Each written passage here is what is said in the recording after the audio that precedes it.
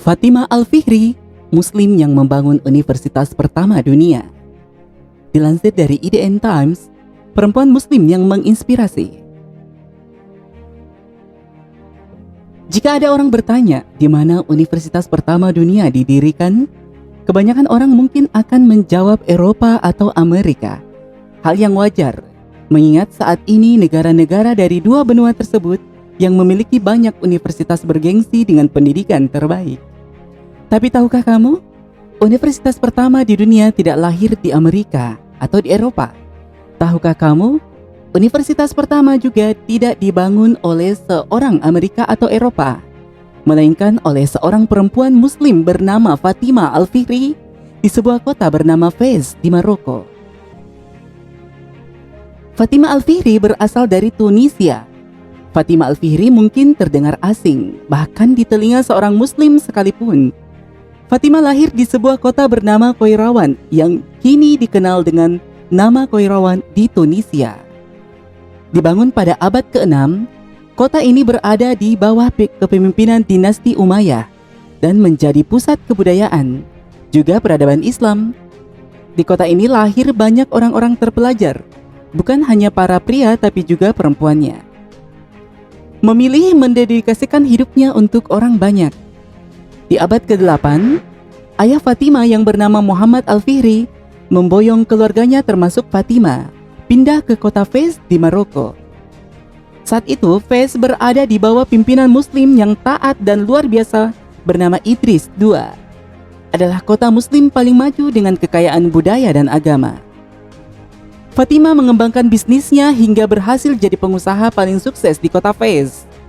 Selepas meninggal sang ayah, suami dan saudara laki-lakinya, Fatimah dan sang adik yang bernama Miriam mendapatkan warisan yang cukup banyak dan memutuskan untuk mendedikasikan hidup serta kekayaan mereka untuk kepentingan masyarakat luas. Semua berawal dari sebuah masjid. Keduanya pun sepakat membangun sebuah masjid. Hal ini bermula dari perhatian kedua perempuan ini terhadap masjid-masjid yang ada di Fez, yang hanya berukuran kecil dan tidak mampu menampung kaum Muslim yang semakin hari semakin banyak. Pada tahun 859 Masehi, Miriam membangun Masjid Al-Andalus, sedangkan Fatimah membangun masjid yang bernama Masjid Al-Qairawan.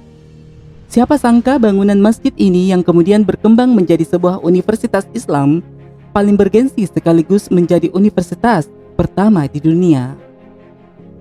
Tidak main-main, lulusan universitas ini menghasilkan banyak tokoh Muslim yang hebat. Melihat tingginya minat terhadap pendidikan membuat Fatimah Al-Fihri semakin bersemangat dalam membangun universitas jadi lebih besar.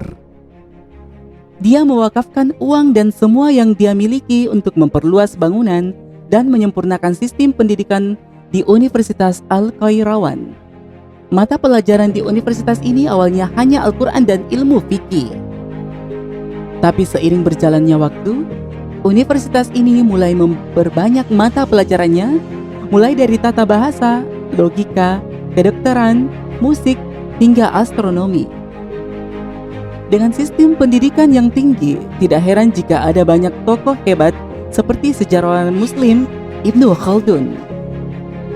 Bukan hanya Muslim, universitas ini terbuka bagi semua agama.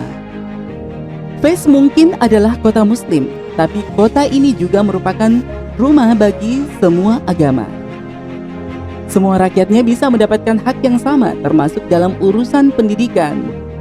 Saat Universitas Al-Qairawan dibuka, muridnya bukan hanya Muslim, tapi juga dari kalangan non-Muslim.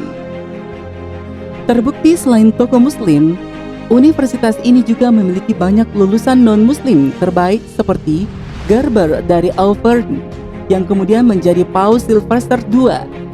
Dialah yang kemudian memperkenalkan angka-angka Arab dan konsep nol ke Eropa di abad pertengahan. Lulusan lainnya adalah Maimonides, seorang dokter sekaligus filsuf Yahudi. Dan yang terpenting, universitas ini masih berjalan sampai saat ini. Fatimah Al-Fihri meninggal tahun 880 Masehi di kota Fez, Maroko. Sepeninggalnya, Universitas Al-Qarawiyyin terus berkembang dan melahirkan banyak tokoh-tokoh hebat seperti Fatimah Al-Kabbaj, salah satu lulusan pertama di universitas ini yang kemudian berhasil menjadi satu-satunya anggota perempuan dari Dewan Tertinggi Pengetahuan Agama Maroko. Pada tahun 1947, Universitas Al-Qarawiyyin resmi menjadi universitas modern dan memberikan gelar akademik bagi para mahasiswanya. Beberapa tahun kemudian, tepatnya di tahun 1975, universitas ini mengalihkan program studi umum dan hanya berfokus pada program studi Islam. Sampai sekarang, universitas ini masih berdiri kokoh dan terus mencetak lulusan yang bagus. Pemirsa, itulah tadi cerita tokoh muslim. Sampai jumpa di cerita selanjutnya. Barakallahu fikum.